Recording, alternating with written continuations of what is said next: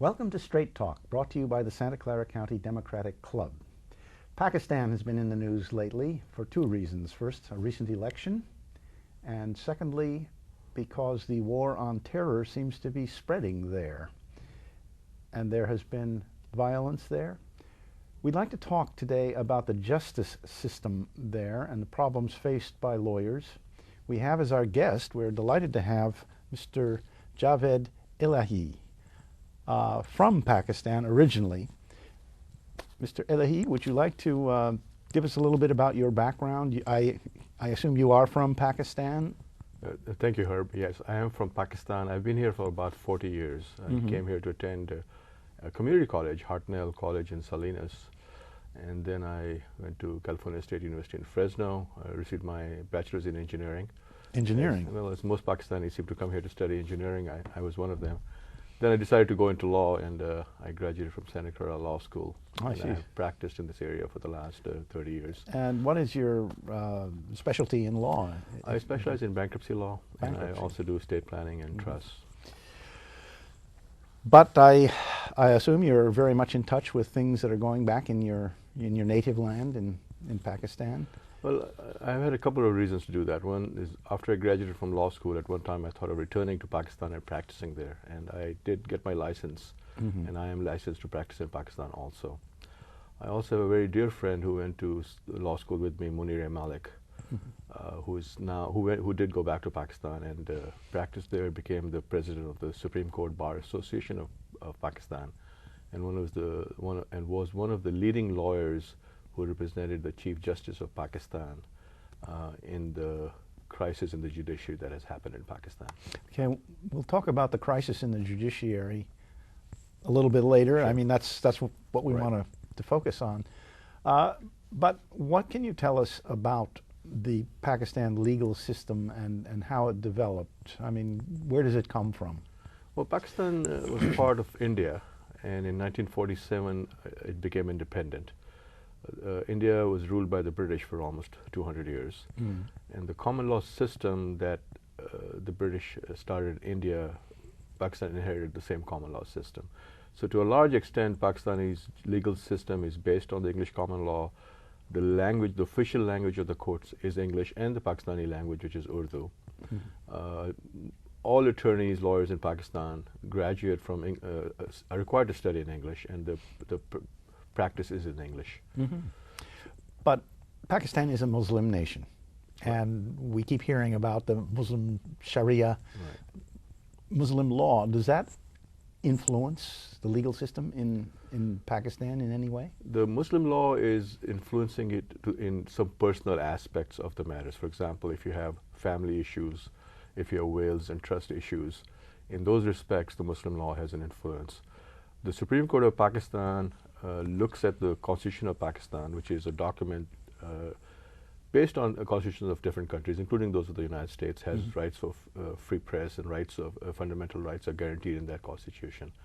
The Islamic Sharia law applies to those personal situations that I mentioned to you in most respects. It also applies to what are called criminal matters, which is part of the Sharia. If you have a crime committed, what punishments or how the standards would be applied, some of those are taken into account. But for the most part, the system of justice that most people see it is based on the common law. There's also statutory law that develops, as in the United States. The U.S. is a common law system, but statutory law has developed, and similarly in Pakistan, statutory law has developed. I see. Pakistan recently had an election, and the current leader, Musharraf, his party didn't do very well. What, got 16% of the vote, something like that? Yeah, Musharraf's party received about 16% of the vote in the National Assembly. The election was by and large a free and fair election, except I think in some of the suburban areas there may have been some influence. And Musharraf was frankly surprised. I don't think he expected that there would be such a big reaction against what he's been doing for the last few months. Yeah, the fact that he got only 16%, or his party only got 16%, would kind of suggest that it was a fair election. Why do you think that was? Why?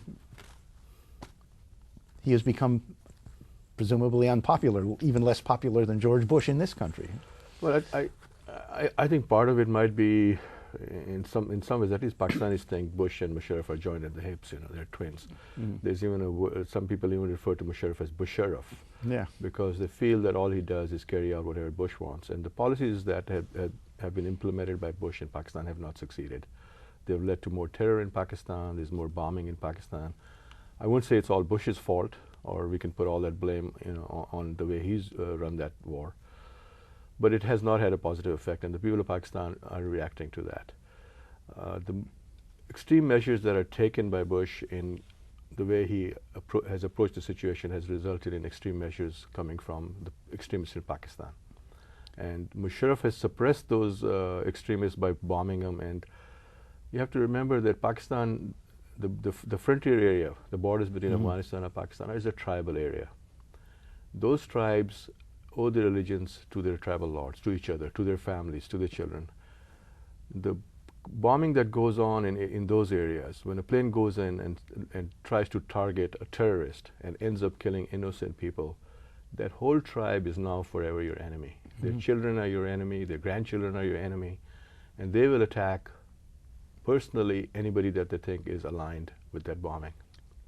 And these bombings are done primarily by the Pakistani authorities?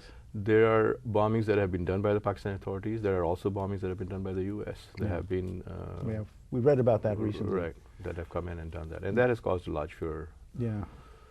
Well, we've seen that throughout history. In fact, here in the United States, during the American Revolution, there were many places that people might not realize that were ambivalent about the American Revolution until the British started getting taking very drastic and bloody actions, particularly in the Carolinas, which turned those areas against the British. We've seen it in Vietnam, we've seen it in Iraq. So these military operations tend to be counterproductive. I think that's the lesson of history. I mean, if you look at people like Genghis Khan and other people that have come in and just terrorized countries, they've ultimately failed. If you're going to win the hearts and minds of people, you can't do it by bombing them. You have to work on a different platform. I couldn't agree more, and I think that's a mistake that America is making in the Middle East. Well, I wouldn't blame America for it. I think people in the United States generally have opposed the war all along, but their voices have not been heard. I mean, even today, after 5 years of more than 4,000 U.S. People that have been killed in Iraq, and it's a terrible disaster, and there's thousands who have been wounded. The war goes on, and you can't do that. And you've got somebody like McCain coming in and saying he's going to fight it for 1,000 years. It just doesn't make any sense. It just says they don't understand what's going on. Yeah. I understand. Let's get back to the legal system. I understand that the Chief Justice of Pakistan has been put under house arrest, I guess, by Musharraf. Who is this Chief Justice? Why has he antagonized, or in what way did he make himself, let us say, unpopular with Musharraf, and why is he under house arrest? Well, Musharraf was the commander-in-chief of the 5th largest army in the world. So that power, I think, got to his head. His economic policies had helped Pakistan. Pakistan was and is, to a large extent, still in an economic boom. But as part of those policies, there were steps being taken where steel mills, for example, were being nationalized and given over to the friends of the government. There were other steps that were taken as far as individuals that were being investigated and taken and put into jail without anybody knowing why they were being arrested. And there were thousands of missing persons that have been taken up. Isn't that in violation of the Pakistani constitution? It was in violation of the Pakistani constitution, and the Chief Justice demanded that those individuals be produced. And when